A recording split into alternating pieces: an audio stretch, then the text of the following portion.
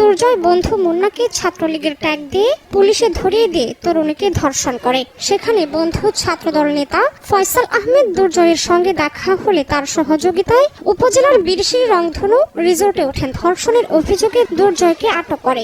গত 28 এপ্রিল প্রেমিকাকে নিয়ে দুর্গাপুরে ঘুরতে যান মুন্না। পরদিন 29 এপ্রিল বিকেলে মুন্না বাইরে খাবার কিনতে গেলে তরুণী রিসোর্টে একা ছিলেন। আসামি বিজ্ঞ আদালতে চালান দিচ্ছে। বিজ্ঞ আদালত আসামির জামিন আবেদন নামঞ্জুর করে জালহাজতে প্রেরণ করছে। জেলার senior judicial magistrate Mohammad Manjurul Islam জামিন নামঞ্জুর করে জেল হাজতে পাঠানোর নির্দেশ দেন। নেত্রকোনা শহরের একটি কলেজে পড়ার সুবাদে কলমাকান্দা উপজেলার ছেলে মুন্নার সঙ্গে প্রেমের সম্পর্ক গড়ে ওঠে এক তরুণীর। আসামিকে আমরা 4 বছর ধরে প্রেরণ করছি। আসামিকে বিরুদ্ধে থানায় নিয়মিত মামলা রুজু হয়েছে।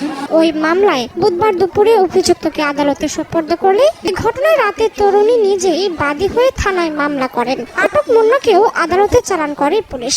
হয় বিয়ের আলাপও। পরে পুলিশ মুন্নার কথার সত্যতা জানতে তাকে সঙ্গে নিয়ে রিসোর্টের ওই কক্ষে গিয়ে তরুণীকে উদ্ধার করে। পুলিশ মুন্নাকে থানায় নিয়ে গেলে তিনি জানান তার প্রেমিকা রিসোর্টে অপেক্ষায় আছেন। ছাত্রদলের যে কেউ অন্যায় কাজে জড়িত হয় তাকে সরাসরি বহিষ্কার করা হবে। আমরা সাংগঠনিকভাবে ব্যবস্থা নিয়েছি, তাকে বহিষ্কার করেছি। এই ঘটনায় অভিযুক্ত দুর্জয়কে দুর্গাপুর উপজেলা ছাত্রদলের পদ থেকে বহিষ্কার করেছে জেলা ছাত্রদল। ভুক্তভোগী তরুণী ও তার পরিবার এ বিষয়ে ক্যামেরার সামনে কথা বলতে রাজি হয়নি। ধর্ষণের যে আলামত আছে কিনা এটার জন্য এক্সামিন করা হয়েছে এবং রোগী সুস্থ আছে, রোগী ভর্তি হয় নাই।